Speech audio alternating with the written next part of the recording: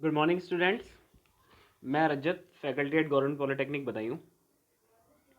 उम्मीद करता हूं आप सभी लोग अपने अपने घरों पर सुरक्षित होंगे, स्वस्थ होंगे, सरकार द्वारा दिए गए सभी निर्देशों का पालन कर रहे होंगे और कोरोना के खिलाफ देश की इस जंग में अपना महत्वपूर्ण योगदान दे रहे होंगे। स्टूडेंट्स, आज का जो टॉपिक है वो हमारा केमिकल इंजीनियरिंग फाइनल ईयर का टॉपिक है। CE final. Final it means sixth semester का, है ना। सिक्स्थ सेमेस्टर का एक सब्जेक्ट है IMED। IMED इस सब्जेक्ट को आज हम करने वाले हैं। इस सब्जेक्ट के इंपॉर्टेंट MCQs हम करेंगे।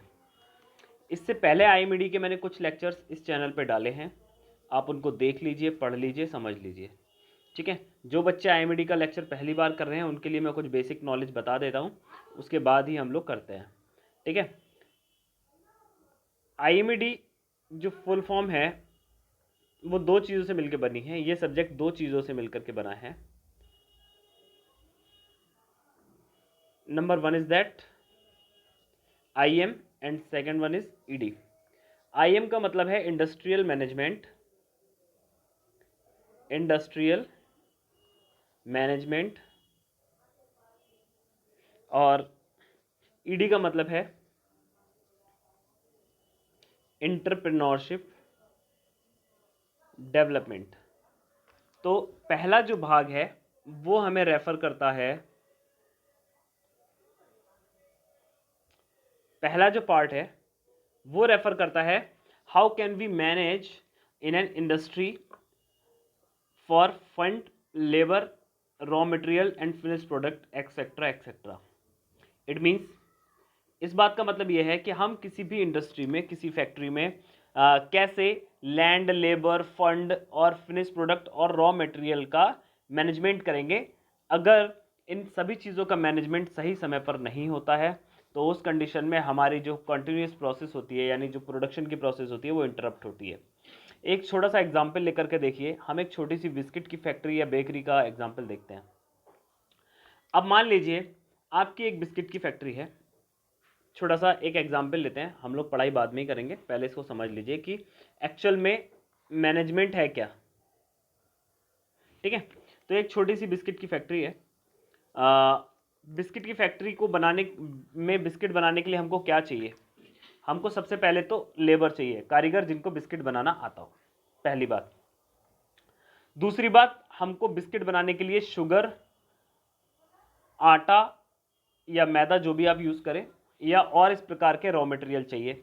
दो चीज़। उसको पकाने के लिए ओवन चाहिए, ओवन को चलाने के लिए इलेक्ट्रिसिटी चाहिए। पैक करने के लिए, पैकेजिंग के लिए सारा मटेरियल चाहिए, प्लस बेचने के लिए सेल्समैन चाहिए, है ना। तो इतनी सारी चीज़ें एक साथ। अब मान लीजिए सेल्समैन नहीं है, आप माल बनाए जा रहे हो तो वो बिकेगा नहीं, बिकेगा नहीं तो बेकार हो जाएगा, that will be loss. Salesman है, डिमांड आ रही है, आपके पास रॉ मटेरियल नहीं है, आप उसको तैयार नहीं कर पा रहे हो, इधर डिमांड आ रही है तो क्या होगा, हमारा कस्टमर क्या होगा, दूसरी तरफ चला जाएगा, that will be also a loss. अगर आपके पास ये दोनों चीज़ें हैं और आपके पास लेबर नहीं है, मान लीजिए आपके पास ऐसे लोग नहीं है जो बिस्किट अच्छा बना पाए, then your product will be not fit in the market competition. तब आपका जो प्रोडक्ट है वो मार्केट कंपटीशन में फिट नहीं होगा, then that is also a failure to your, that will be also a failure for your bakery, है ना। तो इस तरीके से अगर आप एक छोटा सा भी कोई काम करते हैं तो उसमें आपके लिए लैंड, लेबर, फंड और रॉ मटेरियल की ज़रूरत आपको हमेशा पड़ती है। ठीक है। लेबर कई टाइप की होती है, स्किल्ड लेबर होती है, नॉन स्किल्ड लेबर होती है, छोटे मोटे एम्प्लॉयज़ होते हैं, बड़ा मैनेजर होता है, ये सब लेबर्स में ही आ जाते हैं। ठीक है। तो इन सारी चीज़ों को हम कैसे मैनेज करें इन एन इंडस्ट्री, वो हमें सीखना है इस सब्जेक्ट में। ओके। तो इसीलिए इस सब्जेक्ट का नाम रखा है industrial management. Okay. I hope आपको अब इंडस्ट्रियल मैनेजमेंट की बात समझ में आई होगी। तो पहला पार्ट हम यही पढ़ रहे हैं, industrial management and entrepreneurship development के बारे में हल्की सी नॉलेज दे दूं। जब कोई व्यक्ति कहीं जॉब करना स्वीकार ना करके अपना बिजनेस करना स्वीकार करता है तो उस चीज़ को बोलते हैं एंटरप्रेन्योरशिप, यानी वो बिजनेस जो नए नए शुरू हुए हैं उनको हम एंटरप्रेन्योरशिप बोलते हैं। Okay. I think it will be clear to you. अब हम सीधे क्वेश्चंस की तरफ चलते हैं। इन क्वेश्चंस को करने में हमको टाइम लगेगा। क्वेश्चन सॉल्व करेंगे। क्वेश्चंस जिस टॉपिक से क्वेश्चन पूछा गया है हल्का सा उस टॉपिक को टच करेंगे, छुएंगे और फिर उसके बाद में इसको सॉल्व करेंगे। ओके, चलिए। तो पहला क्वेश्चन है, two alternatives can produce a product. एक प्रोडक्ट के बारे में बात हो रही है। कोई एक प्रोडक्ट है, दो अल्टरनेट हैं, दो व्यक्ति हैं उसको बनाने वाले। पहला वाला क्या कर रहा है, first have a fix cost of 2000 rupees and a variable cost is 20 rupees per piece. यानी एक आदमी का 2000 रुपये का खर्चा आता है उसको बनाने में, और 20 रुपये की जो है कॉस्ट प्राइस है, वेरिएबल कॉस्ट प्राइस है, यानी 20 रुपये का वेरिएबल कॉस्ट प्राइस है। सेकंड, दूसरा आदमी जो है उसका 1500 रुपये खर्च होता है और 30 रुपये का फिक्स्ड वेरिएबल कॉस्ट प्राइस है। अब देखो वेरिएबल कॉस्ट प्राइस क्या होता है और फिक्स्ड कॉस्ट प्राइस क्या होता है। मान लीजिए आप कोई चीज़ बना रहे हैं। दोबारा से बिस्किट का एग्जाम्पल लेते हैं। मान लो एक बिस्किट का पैकेट बनाने में आपको 5 रुपया लगता है, ठीक है।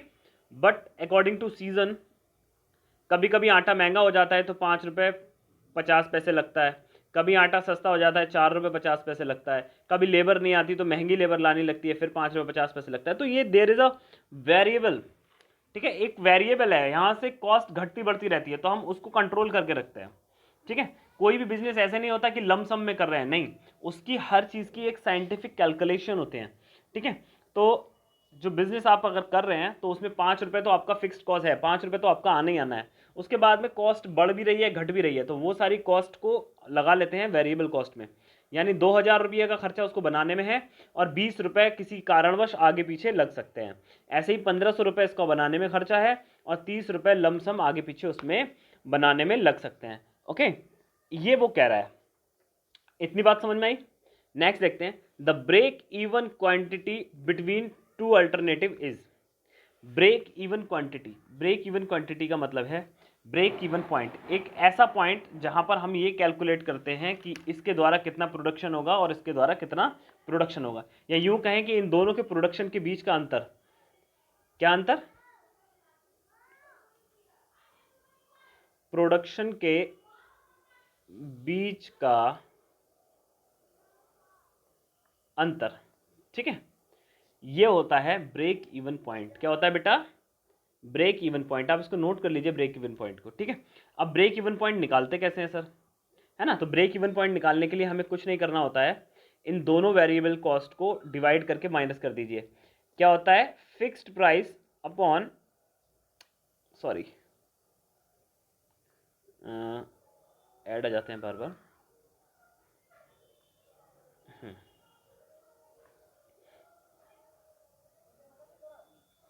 चलिए, fixed cost divided by variable cost minus fixed cost, ये फिक्स्ड कॉस्ट वन प्रोडक्ट की है, ये प्रोडक्ट नंबर सेकंड की है, fixed cost minus variable cost of product second. जो भी आपका आंसर आएगा आप उसको सर्च करके देख लीजिए। जैसे ये फार्मूला आप एक तरफ लिख लीजिए, मैं लिख देता हूं। क्या है? Fixed cost of and variable cost one product की, फिक्स्ड कॉस्ट सेकंड प्रोडक्ट की और वेरिएबल कॉस्ट सेकंड प्रोडक्ट की। आगे देखते हैं इसमें क्या होता है। तो फिक्स्ड कॉस्ट कितना है बेटा? 2000 रुपये ली, तो ये 2000 रुपये यहाँ लिख लो। वेरिएबल कॉस्ट कितना है? 20 रुपये, ठीक है, माइनस यहाँ पे कितनी है? 1500 रुपये, और वेरिएबल कॉस्ट कितनी है? 30 रुपये। जब आप इसको काटेंगे, 0 से 0 कट गया, 2 से 2 कट गया, तो यहाँ आया नीचे 100, ठीक है। और यहाँ पर क्या होगा? ये 0 से ये 0 कट गया, 3 से ये 5 कट गया, यानी 50। तो माइनस करेंगे 50, कितना आ जाएगा आपका आंसर? 50। तो 50 आपका क्या आंसर हो जाएगा? 50 विल बी योर आंसर। कैसे? ये देखिए, वेरिएबल कॉस्ट, ओ फिक्स्ड कॉस्ट कितनी है? 2000, वेरिएबल कॉस्ट कितनी है? 20, माइनस यहाँ पे फिक्स्ड कॉस्ट कितनी है? 1500, यहाँ पे वेरिएबल कॉस्ट कितनी है? कहाँ गई? 30 रुपये, है ना। तो इसको ऐसे करके काट के माइनस करना है, यानी यहाँ पे आ गया 50 और यहाँ पे कितना आ जाएगा 100। तो 100 माइनस 50 इज इक्वल टू 50। तो 50 आपकी ब्रेक इवन कॉस्ट आ गई। ठीक है, 50 आपका ब्रेक इवन कॉस्ट, यानी इन दोनों को बनाने में जो खर्चा आएगा उन दोनों का अंतर कितना आएगा, 50 रुपये आएगा। इट मीन्स पहली फैक्ट्री 50 रुपये महंगा बना पाएगी, दूसरी फैक्ट्री 50 रुपये सस्ता बना देगी। जो फैक्ट्री जितना सस्ते में प्रोडक्ट बना के तैयार कर देगी उसको मार्केट में कंपटीशन करने के लिए उतना ही ज़्यादा बेनिफिट या कुशनिंग प्रोवाइड होगी। कुशनिंग मतलब आरामदायक, है ना, वो उतना ही ज़्यादा प्रॉफिट कमा सकेंगे। 50 जो है वो इसका आपका आंसर है। आइए चेक कर लेते हैं। ठीक है, उम्मीद है आपको समझ में आया होगा। ये सारे के सारे क्वेश्चन हैविली मैनेजमेंट के क्वेश्चन हैं जो आपके यहाँ आने के चांसेस बन सकते हैं अगर वो आपको कठिन क्वेश्चन पेपर बनाते हैं। तो अगर वो इजी क्वेश्चन पेपर बनाते हैं, आप मेरे पिछले लेक्चर को देख लीजिए, आपको वहाँ से समझ में आ जाएगा। कठिन बनाएगा यहाँ से बाहर नहीं जाएगा, बहुत कितना भी भागे। ठीक है, चलिए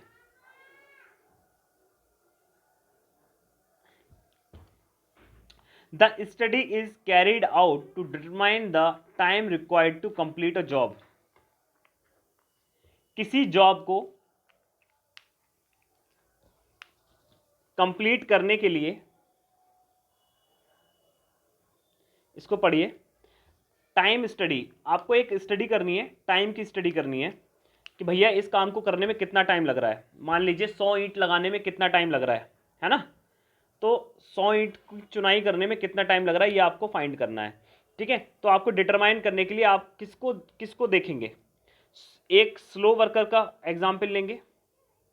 आपको ये पता करना है कि 100 ईंट को लगाने में कितना टाइम लगता है, तब आप किसको लेंगे, एक स्लो वर्कर को लेंगे, एक फास्ट वर्कर को लेंगे, या एक एवरेज वर्कर को लेंगे। ठीक है, अप्रेंटिस वाले को तो छोड़ो, उसको तो आता ही नहीं है कुछ। अप्रेंटिस वाले लोगों को पैसा कम क्यों मिलता है, इसीलिए मिलता है क्योंकि उसको कुछ आता नहीं है, इसको तो छोड़ दो। तो आप अगर किसी चीज़ का टाइम लिख करके रखना चाहते हैं कि इसको करने में इतना टाइम लगता है, तब आप ना तो फास्ट वर्कर को लेंगे ना स्लो वर्कर को लेंगे, आप किसको लेंगे, एक एवरेज वर्कर को लेंगे। तब आप कहेंगे कि नॉर्मली या एवरेज में 100 ईंटें लगाने में इतना टाइम लगता है ना। फास्ट वर्कर होगा तो वो तेज काम करेगा, तो बाकी लोग उसके बराबर नहीं कर पाएंगे, है ना। और स्लो वर्कर होगा तो हमें नुकसान होगा। तो इसीलिए हम क्या करते हैं, एक नॉर्मल, एक एवरेज स्पीड वाले वर्कर का टाइम निकाल करके देखते हैं, और इसी को बोलते हैं time studies of a work. ठीक है, फैक्ट्री में अगर कोई भी काम होता है तो आप ये मत समझिए कि बिल्कुल भी इसको जो है ऐसे ही लगा दिया जाता है आदमी को काम करने, नहीं। वहाँ पे हमें पता होता है कि हमारे पास इतना काम है, इतनी लेबर इसको इतने घंटे में कर देगी। That is the management.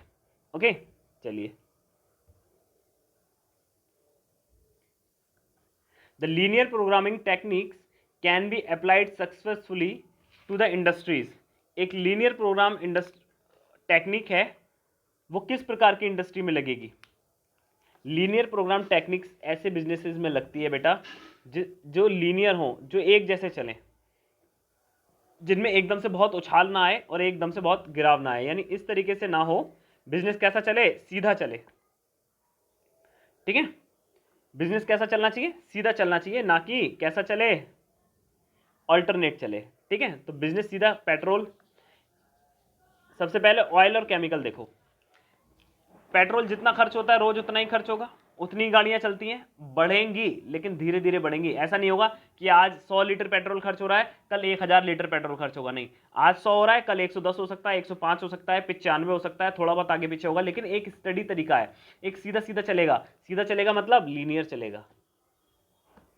Okay, तो ये क्या हो गया, आपके प्रोग्रामिंग टेक्निक्स जो हैं, जो लीनियर प्रोग्रामिंग टेक्निक्स हैं, उसमें ऑयल एंड केमिकल इंडस्ट्रीज आते हैं। अब आता है फूड प्रोसेसिंग यूनिट। मान लीजिए पोटैटो चिप्स हैं, आज जितने बिक रहे हैं कल भी उतने बिकेंगे, परसों भी उतने बिकेंगे, 2-4 का आगे पीछे होगा, ज़्यादा नहीं, है ना। ऐसे ही लोहा सरिया, जितना प्रोडक्शन, जितना कंस्ट्रक्शन देश में चल रहा है उतना ही चलेगा। ऐसा नहीं है सडनली बहुत उछाल आ जाए और सडनली बहुत गिराव आ जाए। तो ये कैसी टेक्निक्स होती हैं, लीनियर प्रोग्रामिंग की टेक्निक्स होती हैं, और वो इस प्रकार के बिजनेस में यूज़ होती हैं जिस प्रकार के बिजनेस में एकदम से ना तो उछाल आता है ना ही एकदम से गिराव आता है। ठीक है, यानी ये तीनों इंडस्ट्रियां इस चीज़ में डिजर्व करती हैं, इसीलिए हम यहाँ कह सकते हैं कि इसका आंसर क्या होगा, ऑल ऑफ द एबव होगा। चेक कर लीजिए। Yes, all of the above is the right answer. चलिए नेक्स्ट देखते हैं। Which of the following layout is studies for a job production. Job production के लिए कौन सा लेआउट यूज होता है बेटा? जॉब प्रोडक्शन,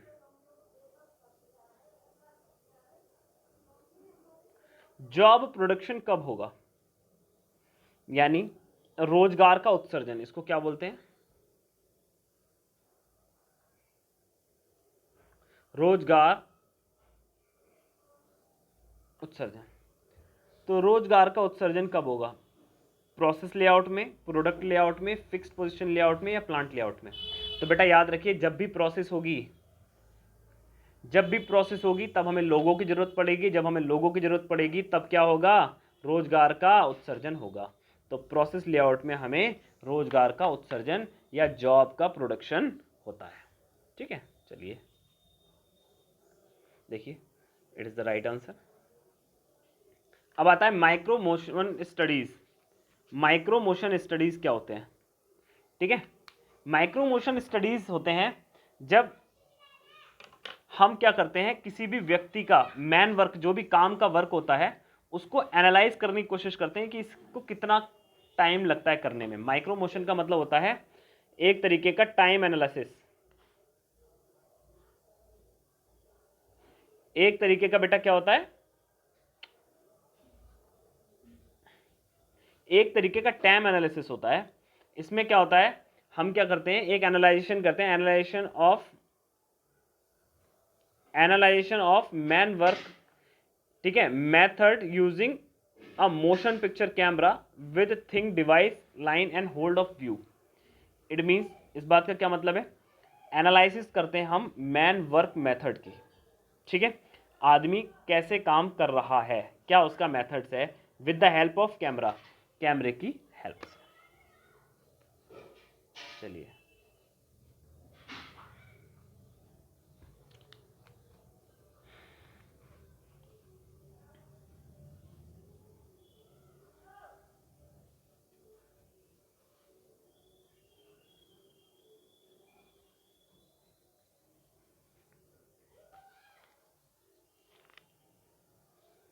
हाँ, production cost refers to the prime cost plus.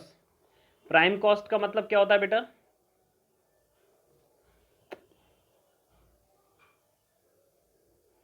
Prime cost का मतलब होता है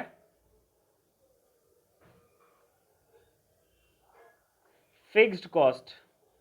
ठीक है, जो आपको बनाने में काम लगा, उसके बाद में फिक्स्ड कॉस्ट के बाद में हम क्या जोड़ दें,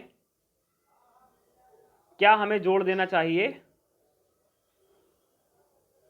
हमें जोड़ना चाहिए फैक्ट्री ओवरहेड्स।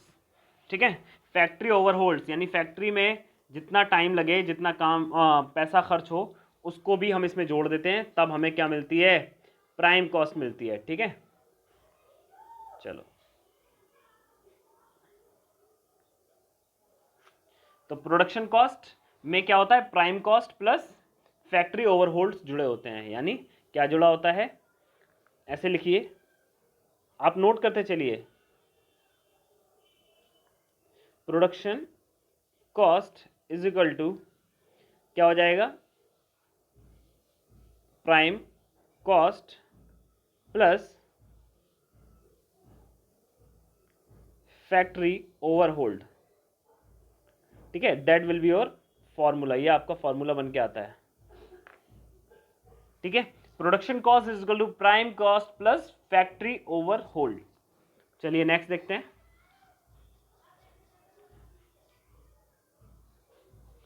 इन जॉबिंग प्रोडक्शन कुछ नथिंग बट क्या है, रोजगार उत्सर्जन। यानी जॉब मिलने से मतलब, यहां किस चीज से मतलब है, जॉब प्रोडक्शन से, रोजगार उत्सर्जन। फिर लिख देता हूं, job production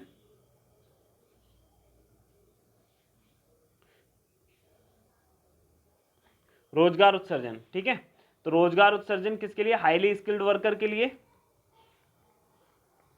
unit cost are high, job की प्रोडक्शन में क्या होता है, यूनिट कॉस्ट हाई हो जाती है, या ऑपरेशन आर लेबर इंटेंसिव, तो बेटा आप लेबर को इंसेंटिव्स भी देंगे, आपकी कॉस्ट भी हाई होगी एंड आपका हाईली स्किल्ड वर्कर की ज़रूरत भी पड़ेगी। तो यह आपका आंसर क्या हो जाएगा, ऑल ऑफ दीज हो जाएगा। ठीक है, देखिए इसका आंसर ऑल ऑफ दीज है। नेक्स्ट देखते हैं,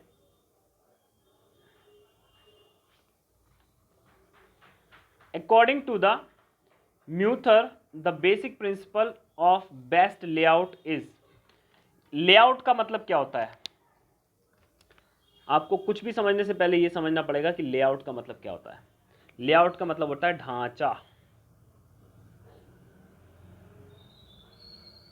लेआउट का मतलब क्या होता है, ढांचा। जब हम किसी भी तरीके का काम करने की कोशिश करते हैं, स्टार्टिंग करते हैं, तब हम दूसरे बिजनेसेस से या खुद की बनाई प्रोसेस या प्लानिंग से एक लेआउट तैयार करते हैं, एक ढांचा, एक खाका तैयार करते हैं, उसी को बोलते हैं प्रिंसिपल लेआउट या लेआउट। तो उसमें हमारा क्या होता है, हम उसमें क्या क्या ऐड करते हैं, हम उसमें ऐड करते हैं principle of overall integration, principle of flow and principle of flexibility. इन तीनों चीज़ों को हम लोग क्या करते हैं, उसमें इंक्लूड करते हैं। प्रिंसिपल ऑफ इंटीग्रेशन यानी जब बिजनेस को हमें बढ़ाना होगा उस चीज़ को भी हम उसमें जगह देंगे। प्रिंसिपल ऑफ फ्लो जब हम बिजनेस जो चल रहा है और रनिंग पोजीशन में उसको भी देंगे। और प्रिंसिपल ऑफ फ्लेक्सिबिलिटी कभी घाटे और कभी फायदे के लिए, इन सारी चीज़ों को उसमें ऐड करके हम एक लेआउट बनाएंगे।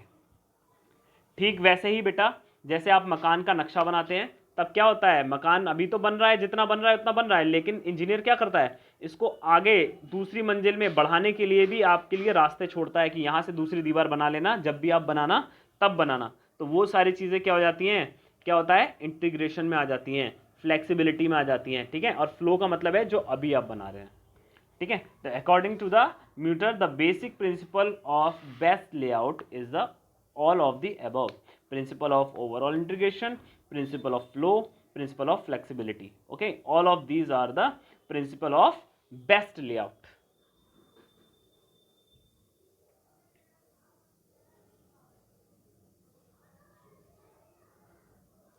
The start or completion of a task, the start और completion of a task, मैंने आपको बोला कि आप एक काम करिए, जाइए और एक असाइनमेंट लिख करके लाइए। तो आपने क्या किया, असाइनमेंट लिखना शुरू किया, लिखते गए लिखते गए लिखते गए लिखते गए लिखते गए और यहाँ पे ख़त्म कर दिया।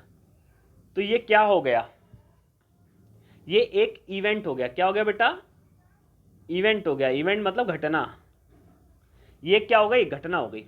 ओके, तो किसी भी काम को शुरुआत करने से लेके अंत करने तक का जो बीच का टाइम होता है, ये पूरी प्रोसेस होती है, उसको हम क्या बोलते हैं बेटा, इवेंट बोलते हैं। और बेटा इवेंट मैनेजमेंट में अपने आप में पूरा का पूरा मैनेजमेंट की स्टडी होती है। ओके, तो ये क्या हो जाएगा बेटा, इवेंट हो जाएगा। स्टार्टिंग और end of the task, starting और completion of the task. Next देखते हैं, the process capability of a machine, the process capability of a machine is defined as the capacity of the machine to produce a defined volume of a work per minute, यानी एक minute में उसके द्वारा achieve किया गया target या बनाया हुआ product, perform the defined number of product को बनाना, या produce the job at the defined spectrum speed, या फिर hold a defined spectrum of the tolerance and the surface finish. Surface finish वाला नहीं होगा, production of defined spectrum speed, speed सही होगी तो अपने आप ही ऊपर वाला पर मिनट वाला मामला हो जाएगा। और नंबर ऑफ प्रोडक्शन भी तभी हो जाएंगे जब वो क्या करेगा, एक डिफाइंड वॉल्यूम को एक समय पीरियड में बनाएगा। यानी ये जो चीज़ें हैं ये ऑप्शन नंबर बी और option number C option number A के अंदर ही इंक्लूड हो जा रहे हैं। ठीक है, तो option number A will be your right answer here. तो ये था बेटा आज का लेक्चर, उम्मीद करता हूँ आपको समझ में आया होगा। आपको इससे लेकर के कुछ क्वेरीज हैं तो आप मुझे कमेंट बॉक्स में लिख करके कमेंट कर सकते हैं। बेटा इसको पढ़िएगा जरूर, इंपॉर्टेंट क्वेश्चंस हैं, सारे के सारे इंपॉर्टेंट क्वेश्चंस हैं, हाई लेवल के क्वेश्चंस हैं। यहाँ से मुझे नहीं लगता इस लेवल से बाहर कहीं जाएंगे। ठीक है, तो आप इसको प्रैक्टिस करते रहिए, अपने घर पर रहिए, सुरक्षित रहिए, सरकार द्वारा सभी दिए गए निर्देशों का पालन करिए। कोरोना बहुत खतरनाक बीमारी है, इससे बचकर रहिए, अपने घर वालों को बचा कर रखिए, सोशल डिस्टेंसिंग का पालन करिए और अपने हाथों को बार बार सैनिटाइज करते रहिए। मिलते हैं नेक्स्ट किसी लेक्चर में, तब तक के लिए धन्यवाद।